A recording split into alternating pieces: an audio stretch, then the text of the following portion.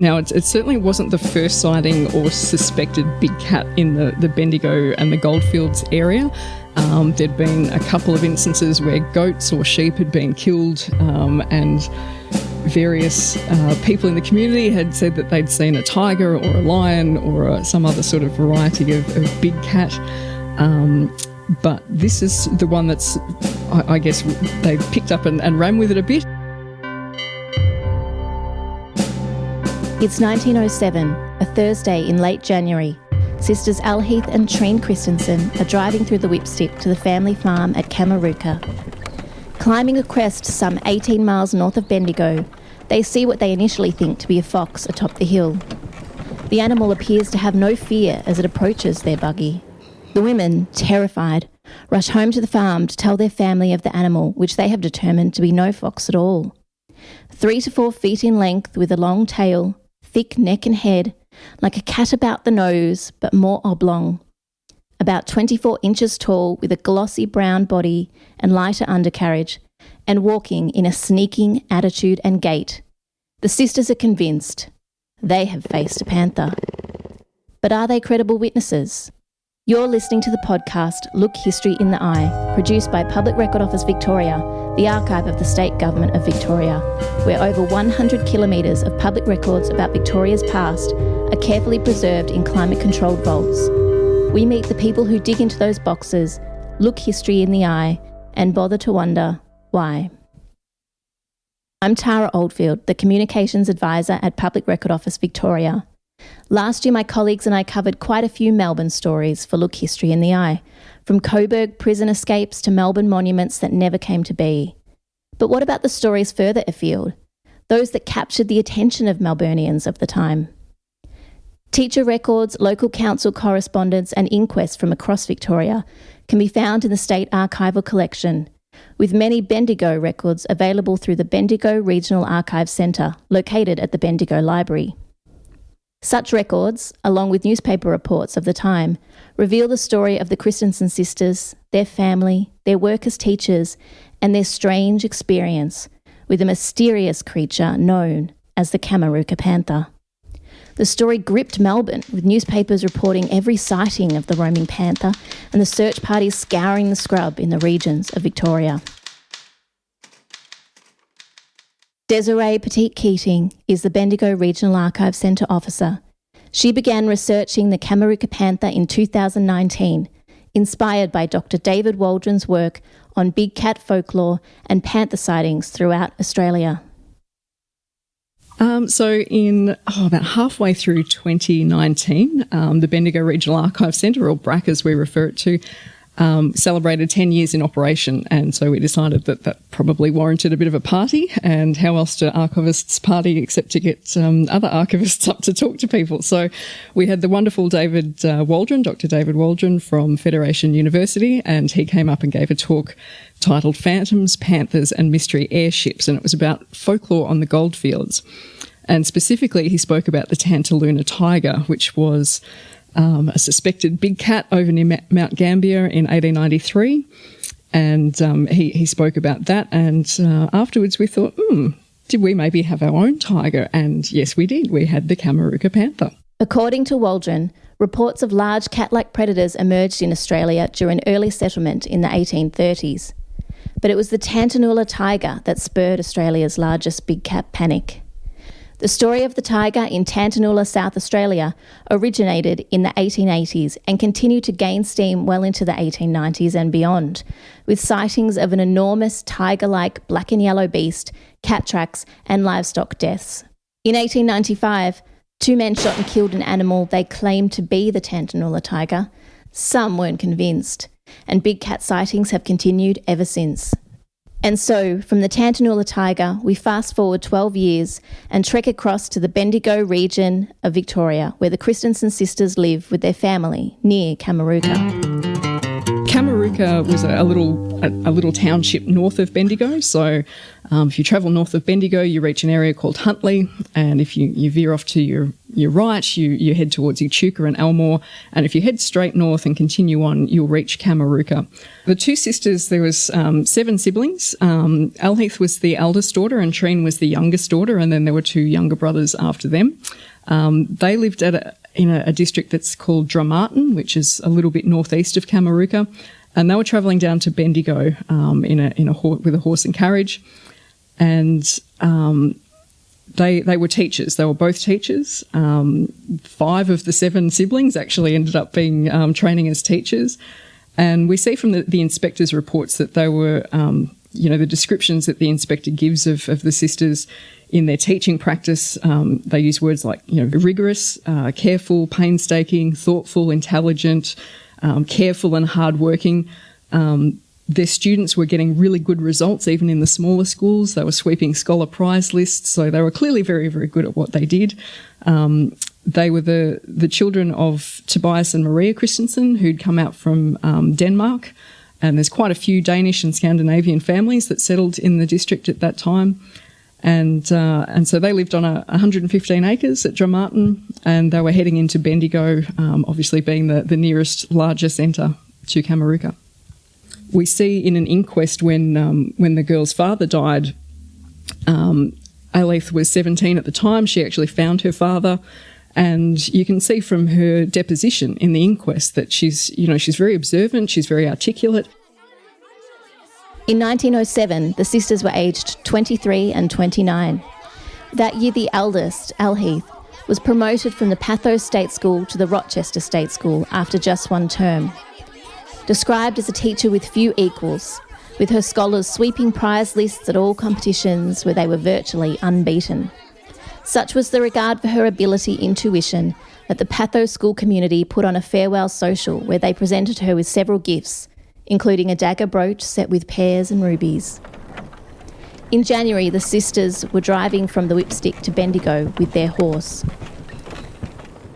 Now, the road, I imagine, and again, I haven't looked at maps for this, but I imagine it's quite similar to what it would have been at that time because it does cut through what's now the Whipstick State Forest. So it's a fairly substantial area of woodlands, and this road cuts right through the middle of it. So there's very few roads and intersections that come off it for quite a long stretch. It's a fairly straight road. It is quite undulating, so there's a lot of crests and a lot of falls as you're driving along it. And the Whipstick is basically, it's an ironbark forest, but there's a lot of low scrub, so wattle bushes, all sorts of acacias and melaleucas and what have you. It's quite a dry area, and it certainly would have been at that time. There was a bit of eucalyptus distilling going on in that district, along with a little bit of mining, but mostly, sheep cropping, that sort of thing. So you you leave Bendigo and then you hit the Whipstick Forest and you come out the other side and you're in sort of cropping flats, which is Kamarooka. As they were coming up a hill, they saw a silhouette on the top of the hill and they took it initially to be a fox. But as they started up the hill, this animal started to come down toward them. And they said it stopped and it observed them before it went into the scrub. It didn't seem to have any fear of them, and it started stalking them for a little while. So when they were asked to describe what the animal looked like up close, they said it had a body of about 3 to 4 foot long, had a long tail, had a thick neck and a head. It was very feline in profile. It stood about 20 inches at the shoulder. It was a glossy brown colour. And it walked with a sneaking attitude, which I think is a brilliant, just such an evocative description.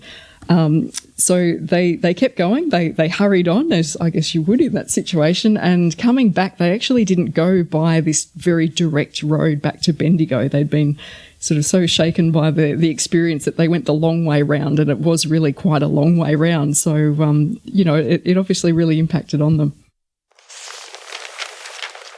The Melbourne and interstate newspapers were transfixed by the encounter. Yeah, so not just Melbourne, but actually beyond. We're seeing a lot of interstate coverage as well, which is interesting. So we see things like panther scrub scare, a dangerous animal, and then we get a little bit of more hyperbole with chased by a panther. And there's a description of these women being chased for a mile by this animal, which is a bit at odds with the description that we read first in the Addy. So within days, there's other people coming forward to different papers to share their own experience, suggesting that they'd seen something in the Kamarooka district. People started carrying firearms. So we see reports of what's going on as time progresses. There's search parties that are put out to try and find what it might be as well. So we're getting reporting not just of the initial incident, but also what's happening as time's moving.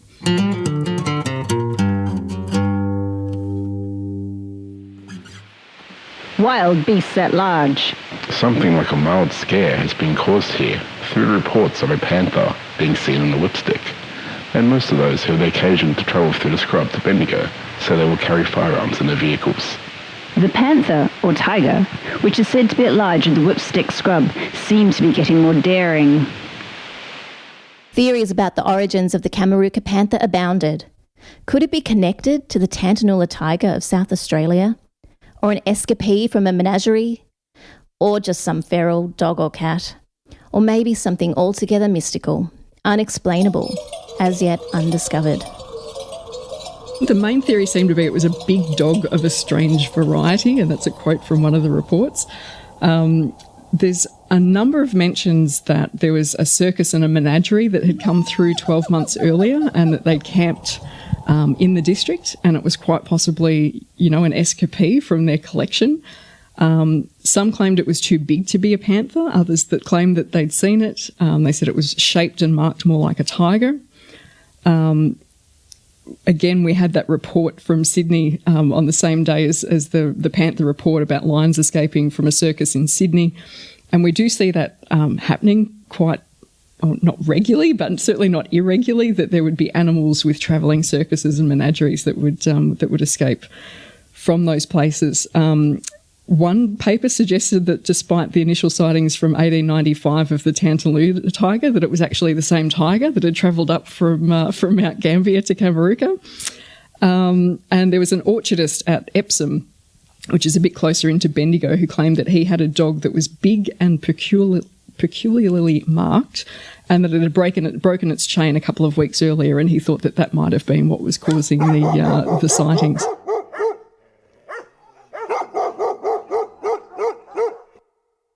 Desiree did some digging and discovered that about 1 year earlier there was in fact a circus that came through town. So could this be the most credible story of the bunch? If we go through, we can find a listing of the animals that they had with them. Now, among, I think, something like 20 lions, they had bears, they had a chimpanzee, they had tigers, they had a polar bear, they had a hyena. They also had a puma and they had a Cape lynx, which if you have a look at a Cape lynx, which is also referred to as a caracal, you could easily mistake that profile for a fox, I think. And again, it fits the description. It's about the right size, it's about the right colour, it's the right sort of face shape. So I think, there's certainly no reports of an escapee of a lynx or a puma while they were in town, but I think given that there were so many of these groups travelling around, it's not outside the realms of possibility that they may have actually seen a big cat. Similar theories have been posited about the Tantanoola tiger years earlier, with historian and botanist Neville Bonney claiming that a collision between circus caravans in 1883 set a pair of tigers loose on the road between Robe and Mount Gambier. While the Tantanoola tiger story was somewhat resolved by a purported shooting of the animal, the locals appeared to have had no such luck locating the Kamarooka Panther. Well, not according to the papers in any case. And so sightings continued. As late as 1915, a large animal reported by farmer John Comer as looking like a tiger or leopard was seen in Mandarang, coming through the scrub and then heading toward the Maloney and Semen farms. Locals thought it may have been a pig, but Comer was adamant that the animal walked with a stealthy, springy stride just like a tiger and was striped like one. Local Superintendent of Police, Arthur Dungy, was sceptical it was the Kamarooka Panther, suggesting that if the creature was still alive... Very old bird by now. If anyone can lay low that ferocious mythical beast of prey, he will win the undying gratitude of every member of the force. Life for the Christensen sisters, meanwhile, went on. They continued to teach. They had a younger brother who went and studied Bachelor of Education in Melbourne and came back. They mostly taught in the district and a little bit beyond, so over towards Echuca. The younger brother, Christian, who was a very good teacher as well, he was killed in the First World War. And the whole family were very, very strongly engaged in a lot of that war relief effort, funds raising and things like that in their own district. Sightings of big cats have continued to captivate, often with the theory of escape from a menagerie or circus some years earlier attached. I just find it was really interesting that, the whole idea about there was a circus and, it was an escapee. And when we look back, there actually, that was actually happening. There was a circus, and we do have examples of, animals escaping. There was certainly a couple of years later in Bendigo, one of the elephants from Worth Circus got away and it smashed up a whole heap of shop fronts, and it took them hours to get it under wraps and back into their troop down to the train station back to Melbourne.